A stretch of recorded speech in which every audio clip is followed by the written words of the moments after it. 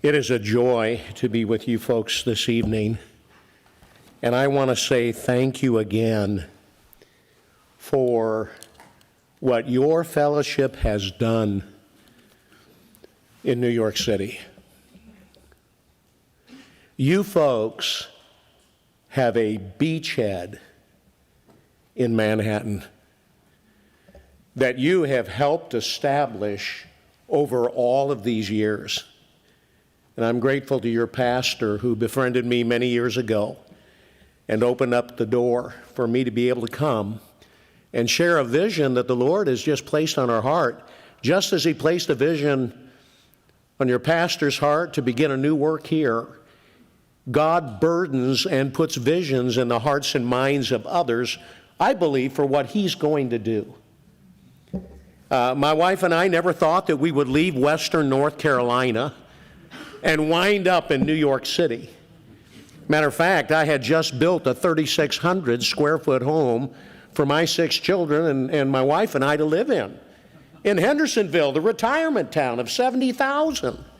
And 3 of my 4 immediate neighbors were New Yorkers. One of them was Jewish, and she used to come to our church services.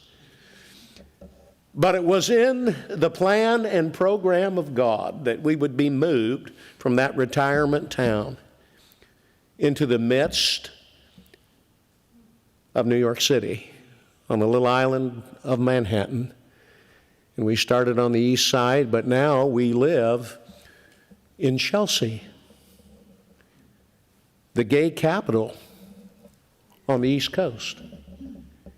And the leaders of that movement are my neighbors. They live around me. And last December, we had our first protest from that community. It wasn't really large. Gay activists have been fighting me since 2015, was the one instrumental in organizing it. They had about 20 people there. And most of them were old ladies. One in a walker, another in a wheelchair, and they were holding signs. They were probably paid to be there. And I went up to them and asked why they were there. By the way, we served them coffee and donuts. I asked one of the ladies, why are you here? She said, well, who are you? Well, I said, I happen to be the pastor of the church you're protesting. That's who I am. But they had no idea. But God's work and kingdom is advancing around the globe for the glory of God. And it has been a delight of my wife and I to be in New York City. We would say that we have seen the hand of the Lord more in the past 12 years of our life than we probably ever have. And so what I would like to do tonight is I would like to read 2 chapters from the book of Joshua. Joshua chapter 3 and chapter 4. And I didn't realize, the pastor told me that there's a plaque out here on your building that speaks of the stones that were put together as a memorial of what God has done. And so I'm going to use that text to just give glory to God tonight for what he has done in New York, and allowed my wife and I to be a part of what he's been doing more recently in New York. God has been working in that city for a very, very long time. So allow me to read, and I was thrilled that you are memorizing Hebrews chapter 9. That book's one of my favorite books. 9th chapter, one of my favorite chapters.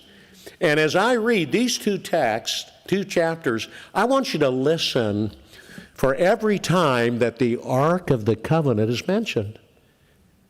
It's mentioned 17 times. 10 times it's called the Ark of the Covenant. 6 times it's referred to just as the Ark of the Lord. And then once it's called the Ark of the Testimony. Chapter 3, verse 1, Then Joshua rose early in the morning, and they set out from Acacia Grove and came to the Jordan, he and all the children of Israel, and lodged there before they crossed over. So it was after 3 days that the officers went through the camp, and they commanded the people, saying, When you see the ark of the covenant of the Lord your God, and the priest, the Levites bearing it, then you shall set out from your place and go after it. Yet there shall be a space between you and it, about 2,000 cubits by measure. Do not come near it, that you may know the way by which you must go, for you've not passed this way before. Oh, isn't that so true many times in our life? We don't know what the future is going to look like. And so we're thankful for the presence of God to lead and to guide. And Joshua said to the people, sanctify yourselves, for tomorrow the Lord will do wonders among you. Then Joshua spoke to the priests, saying, take up the ark of the covenant and cross over before the people. So they took up the ark of the covenant and went before the people. And the Lord said to Joshua, this day I will begin to exalt you in the sight of all Israel, that they may know that, as I was with Moses, so I will be with you. You shall command the priests who bear the ark of the covenant, saying, when you've come to the edge of the water of the Jordan, you shall stand in the Jordan. So Joshua said to the children of Israel, come here and hear the words of the Lord your God. And Joshua said, by this you shall know that the living God is among you, and that he will without fail drive out from before you the Canaanites, and the Hittites, and Hivites, and Perizzites, and the Girgashites, and the Amorites, and the Jebusites. You never know how to pronounce a word. You just read it real quickly, and no one will ever know, okay? Behold, the ark of the covenant of the Lord of all the earth is crossing over before you into the Jordan. Now therefore, take for yourselves 12 men from the tribes of Israel, one man from each tribe. And it shall come to pass, as soon as the soles of the feet of the priest who bear the ark of the Lord of all the earth, shall rest in the waters of the Jordan, that the waters of the Jordan shall be cut off. The waters that come down from upstream, they'll stand as a heap. So it was, when the people set out from their camp to cross over the Jordan, with the priest bearing the ark of the covenant before the people, and as those who bore the ark came to the Jordan, and the feet of the priest who bore the ark dipped in the edge of the water, for the Jordan overflows all its banks during the whole time of harvest, and it got wider and wider during that season. That the waters which came down from upstream stood still and rose in a heap very far away at Adam, the city that is beside Zeraton. So the waters that went down into the sea of the Arabah, the salt sea, failed. They're cut off. And the people crossed over opposite Jericho. Reminds me of the Lord as he approaches the final week of his life. He starts that journey in Jericho. Interesting.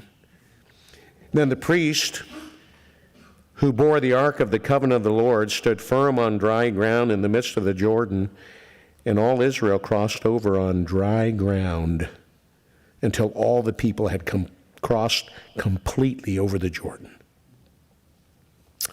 And it came to pass, when all the people had completely crossed over the Jordan, that the Lord spoke to Joshua, saying, take for yourselves 12 men from the people, one man from each tribe, and command them, saying, take for yourself 12 stones from here, out of the midst of the Jordan, from the place where the priest's feet stood firm. You shall carry them over with you, and leave them in the lodging place where you lodge tonight. Then Joshua called the 12 men whom he had appointed from the children of Israel, one man from each tribe. And Joshua said to them, cross over before the ark of the Lord your God into the midst of the Jordan, and each one of you take up a stone on his shoulder, according to the number of the tribes of the children of Israel, that this may be a sign among you when your children ask in time to come, saying, what do these stones mean to you? Then you shall answer them that the waters of the Jordan were cut off before the ark of the covenant of the Lord when it crossed over the Jordan. The waters of the Jordan were cut off. And these stones shall be a memorial to the children of Israel forever.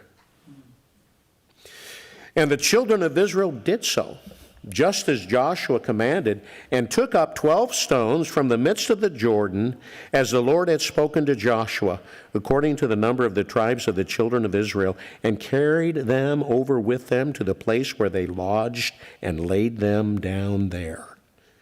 And then Joshua set up 12 stones in the midst of the Jordan, in the place where the feet of the priest who bore the ark of the covenant stood, and they are there to this day.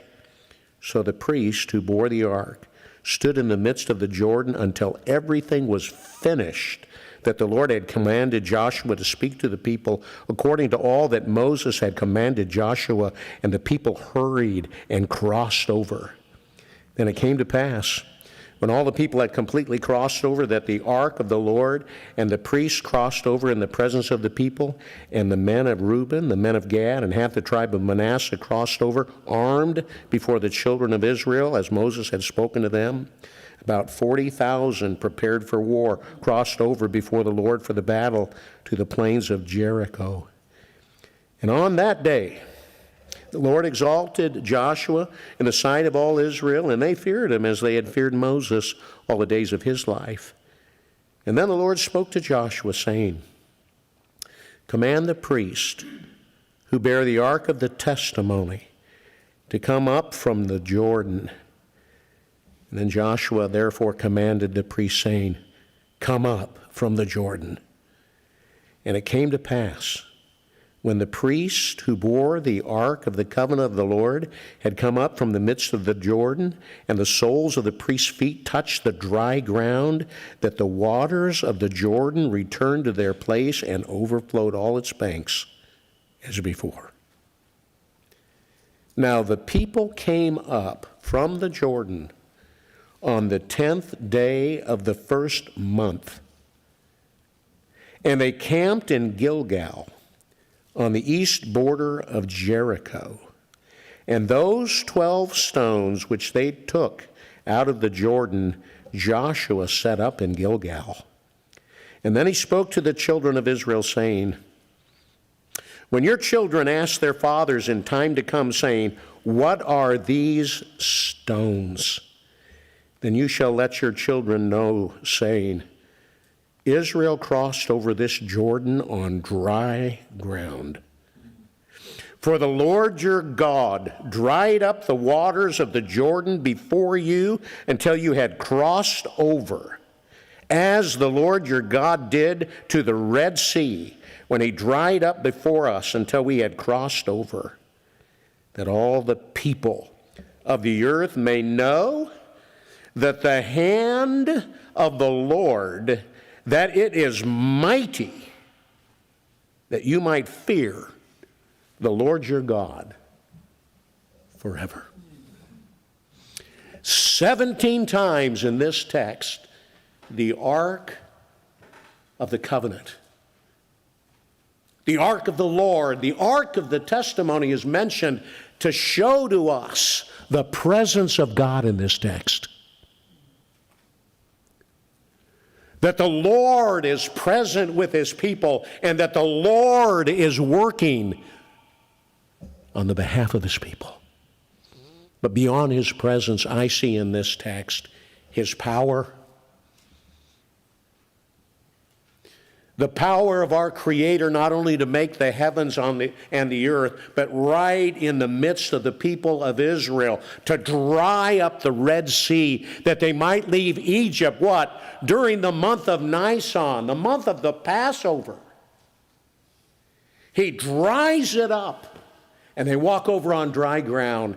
But that generation will spend 40 years wandering in the wilderness until all the men of war die. And now that younger generation, 40 years later, is facing the Jordan.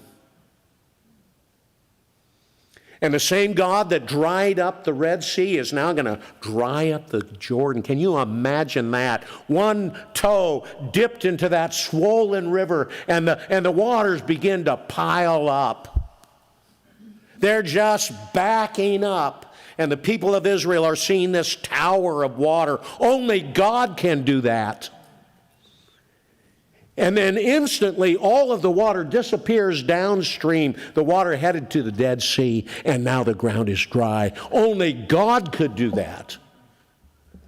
And the very power of God is seen here in this text. And so you have His presence. You have His power. But my friend, you have His promises too. God had told Abraham several hundred years previously that He was going to give them a land.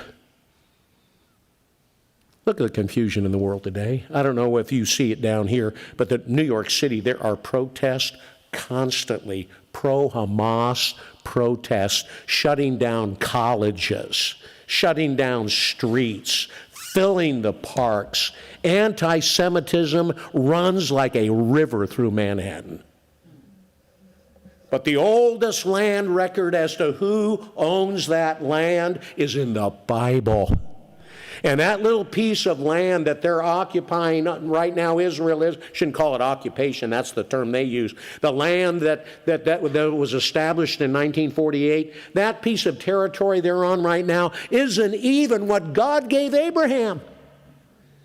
God told Abraham, Abraham, you're going to have this land. It stretches clear down to the Nile River and clear up to the Euphrates. That is what God gave to Abraham. And the day will come when they'll have all of it. When Yeshua returns. But now they are getting ready to enter the land. Moses, the great law giver, could not take them into the land. He's buried on Mount Nebo, overlooking the Dead Sea. Have you ever been there and stood there on Mount Nebo and saw the southern part of the land break into view and the Dead Sea down there? He can't even enter the land, but I'll tell you who God uses to take them to their inheritance, and it's Yeshua. Don't miss that. Joshua. For it would be the Lord Jesus who is able to take us in to our inheritance. The very presence of God, the very power of God, the very promises of God. And isn't it interesting that He redeems them? They cross the Red Sea during a Passover season. And now they are, once again, at the time of the Passover, the 10th of Nisan. And they're going to enter their inheritance at Passover. And remember this, my dear friends, that the Lord Jesus Christ, the one who effected our redemption, the one who takes us to our inheritance, He died on Passover.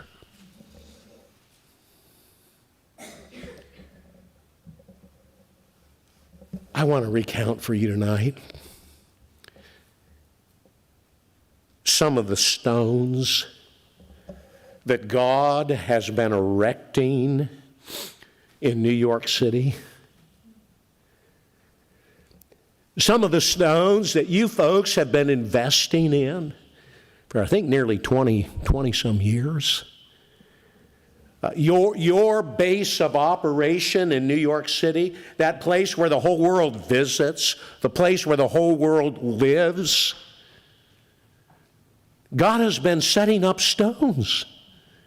And you see His presence, and you see His power. You see Him fulfilling promises in that city. Like I mentioned, we live in Chelsea. Before the Revolutionary War, a British major in his retirement, purchased a huge farm in Manhattan. Those of you that have been to Manhattan, you have the Hudson River on one side, you have the East River on the other side. That island is about 2.5 miles wide, 12 miles long. He purchases a huge farm that stretches from the Hudson River all the way over to 8th Avenue. And we're located between 8th and 9th Avenue. And it's between 21st Street and 24th Street. So some of you have been there, picture that. That is a huge farm. And he had served in a hospital over in London that was called Chelsea. And so in his retirement, he purchases this farm and calls it Chelsea. Pre-Revolutionary War. He dies, and his daughter, Charity, inherits that piece of property. And she and her husband buy 2 more streets, 19 and 20. So now they have a huge farm from Street 19 all the way to Street 24, from the Hudson River to 8th Avenue. And some of you know exactly what I'm talking about right now. And she and her husband have a son, Clement Clark Moore. 1813, he inherits that farm. You know who he is. Brilliant man. He gave a portion of his farm so the Episcopalians could build a seminary right around the corner from us and a church. He's credited with producing the first Hebrew and Greek lexicon printed in the United States. But you know him because he was the author of "'Twas the Night Before Christmas," went all through the house. And he was born on that farm in the farmhouse that was called the Manor. Now, hang on to that, because right now I'm pastoring the Manor Community Church. He's very instrumental in helping to develop that part of the city. Matter of fact, he was really angry because the city came right through his property and put in 9th Avenue. But just north of his development, beginning at 24th Street and heading north, was an area that they called Manor, the Manor Community. It is the oldest neighborhood in New York City to keep its original name. Move with me into the mid-19th century, mid-1800s. And that area of Manhattan was falling apart, and crime was everywhere. And there were saloons and brothels and taverns and crime, and the youth were being impacted. But Christian people were moved because they wanted to reach these young people with the gospel of God. And there was a man, R.G. Pardee. Matter of fact, several months ago, I saw this book online and sent away. I bought it for 30-some bucks. The book is entitled The Sabbath School Index by R.G. Pardee. And he was instrumental in the Sunday school movement in the United States. And in 1854, burdened to start a Sunday school in that community. In 1855, he got it off the ground. And if you were to visit Manor Community Church, you would see carved in the front of the building 2 dates, 1855 and 1907. Because the Sunday school began as a mission, Manor Chapel Mission, to reach Sunday school kids with the gospel of God. They set up a mission right over a tavern on 25th Street, right around the corner from us. Second floor. Tavern was run by a burly old man that just had, they say he had notorious criminals that he was housing in the back of his tavern. But there was a big room on the second floor, and he opened that up for the Sunday school to start. That's how it all started. It started as a Sunday school. 1855. By the way, 1857, does that date ring a bell to any of you? It was in 1857 that God began an incredible revival movement in the United States. Pastor mentioned earlier the revivals. This is in 1857. Used a businessman by the name of Jeremiah Lanphier, who was seeking to reach the community. And he was struggling to reach the community. He felt burdened by God to start a prayer meeting. And so he spent months passing out flyers, inviting people to come to a prayer meeting downtown Manhattan on Fulton Street, on the second story or third story of a church building. And so the day arrived for that prayer meeting to begin. He was there on time. They closed their businesses between 12 and 1 at that time in history. And so the prayer meeting was planned between 12 and 1. He was the only one there at 12 o'clock. For 30 minutes, he prayed by himself, and then he began to hear footsteps coming up the stairs. And then other footsteps. By the end of that meeting at 1 o'clock, there were 6 people in that room praying. That's how God began a revival here in the United States that stretched through the country and even overseas because a man felt burdened to pray, Jeremiah Lanphier.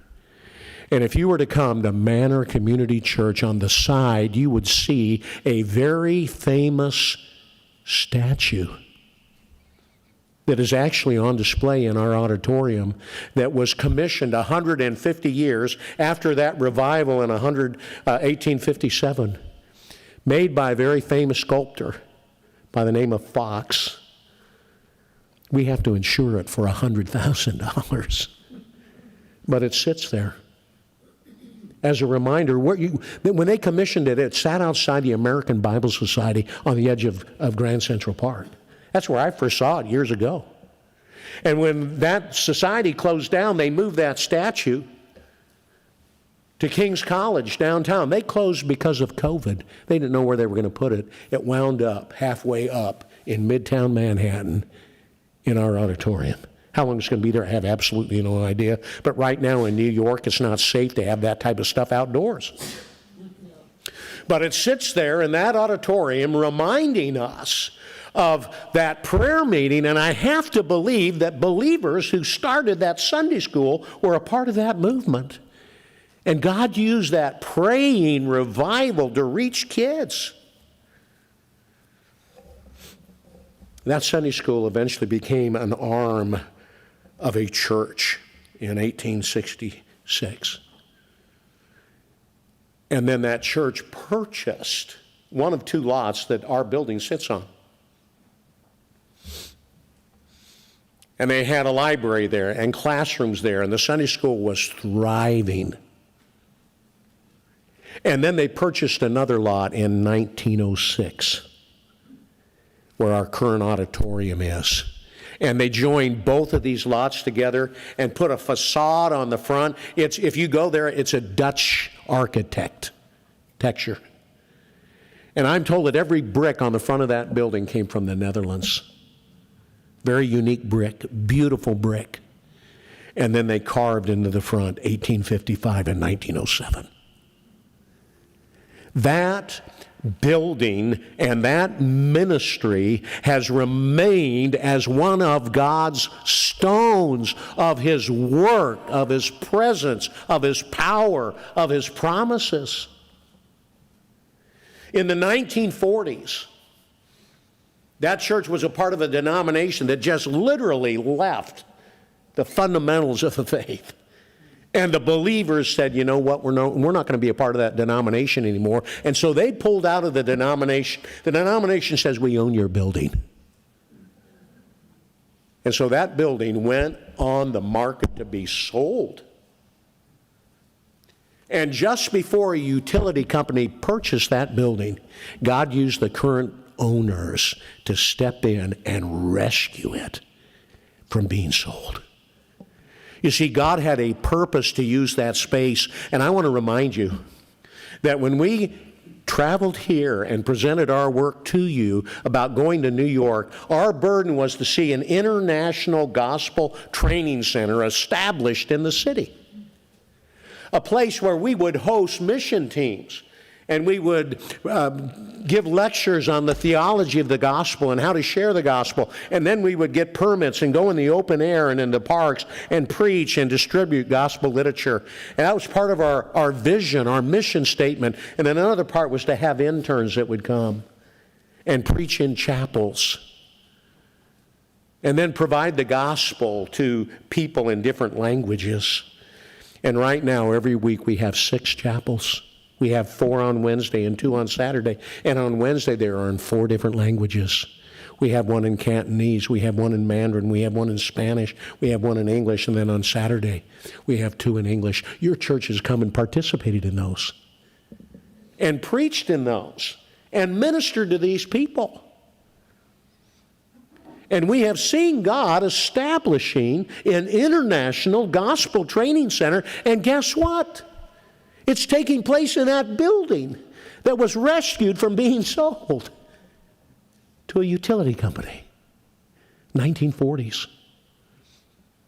In the 1960s, the city of New York, working with the Ladies' Garment Union, we're right around the corner from us is the Fashion Institute of Technology. The heart of fashion right around the corner from us.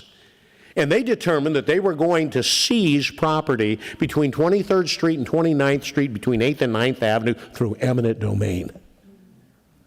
And yet they were going to leave 2 churches. And guess what churches they were going to leave? No. There were 4 churches in that area. A Roman Catholic church they were going to leave, and a Protestant Episcopal church around the corner called Holy Apostles. That church is totally apostate. It's pastored by 2 lesbian ladies.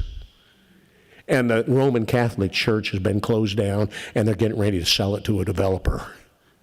That's where the 2 churches are that they were going to leave, and they were going to take Manor Community Church and the Greek Orthodox Church. But Thomas Little, whose organization rescued it from being sold, began to fight City Hall. How would you like to fight City Hall? And he gathered the community around him because that place has always had an impact in the community, helping people, even to this day. Covenant Mercy Mission has a food pantry that operates out of that space. Last year, 3 Trader Joe's stores donated $3.3 million retail to the Covenant Mercy Mission. And your church, when it comes, helps distribute food to the poor and the elderly and the widows, showing the love of God. And these folks are coming to these chapels. We have about 350 people that come every single week to these chapels and get help from this pantry. That is what God's doing there. That is your footprint in Manhattan. That is what you folks have helped establish. And we've seen the power of God to do that. So it's rescued from being sold. It's rescued from the city of New York, seizing it through eminent domain. And because of his advocacy, Thomas Little not only saw that church saved, but they were able to save the Greek Orthodox Church. But after that, he dies of a heart attack. And his widow told us that she thinks it was all the stress that he was under fighting the city of New York. He died in the living room that we're in right now in a chair. Same living room that his widow, Betty, died in. We were part of her caregiving team. She lived to be 96. She went there when she was 7 as a Sunday school student. For nearly 90 years, she was there. And when her husband died in the 60s, she's responsible for guarding that space, and she guarded it. 1973, her husband's deceased. She's there. And she had war protesters come and say, can we use your building to stage a war protest? She said no. So they went around the corner to the Greek Orthodox Church, and they said no. So guess what those peace-loving people did? They came back and they firebombed both of the churches. Molotov cocktails through the windows. And they burnt down the Greek Orthodox Church. But the fire department were used by God to spare Manor Community Church. My friends, you look at the footprint of God in Midtown Manhattan. There are very few churches in New York City that have their own property. Most of them are renting. How'd you like to rent from a guru center, where you had to enter the front door, take your shoes off, and then go back to some guru space to worship the Lord?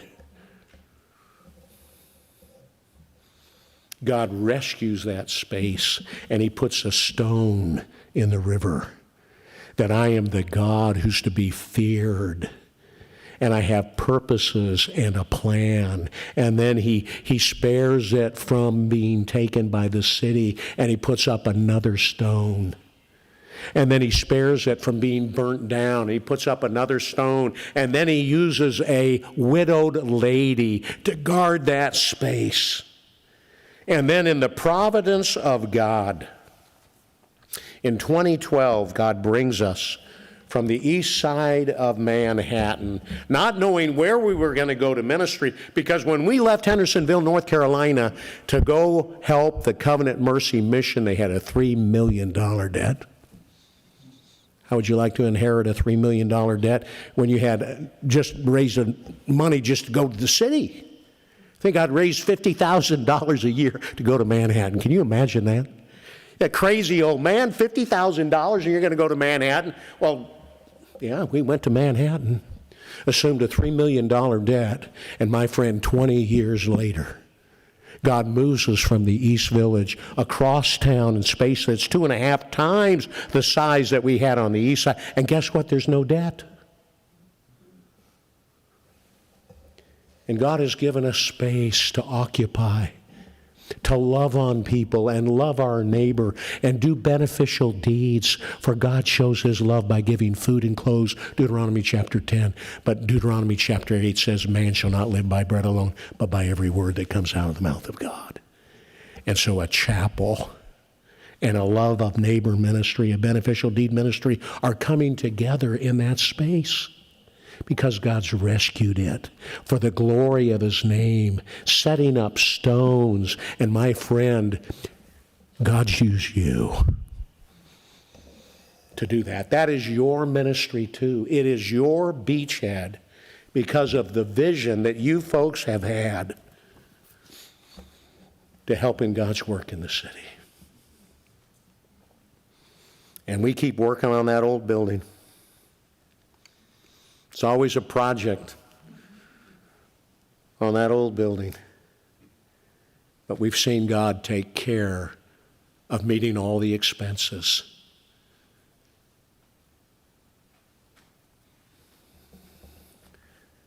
We've seen his hand. And he does all of that we might fear him and that the world would know who he is, for the glory of his name. And we thank you. I wish my wife could be here so that together we could thank you for your prayers, for your giving. But probably the thing that means the most to us is the fact that you've come. You've invested resources. And matter of fact, your church helped me repaint the auditorium on your last trip. So thank you. Thank you for your investment. We're delighted to be an extension of your church in the city, and we glorify God for the stones, and we are thankful to speak of him. And as you leave tonight, I want you to notice, and I'll close with this, out in the parking lot, there is a Ford Transit extended high-top 2023 van with less than 16,000 miles on it.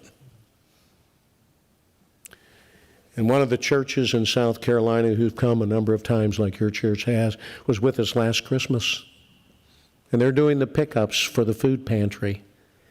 And they're loading that old Chevy van we have, and they're all bent over like this. Their backs are getting broken. They look at each other and they said, man, we need to do something for these folks. It's killing us, and they do this every single day. And every morning and every night. What can we do to help them? And so they started a fundraiser to buy another vehicle. And in 6 weeks, God provided $40,000.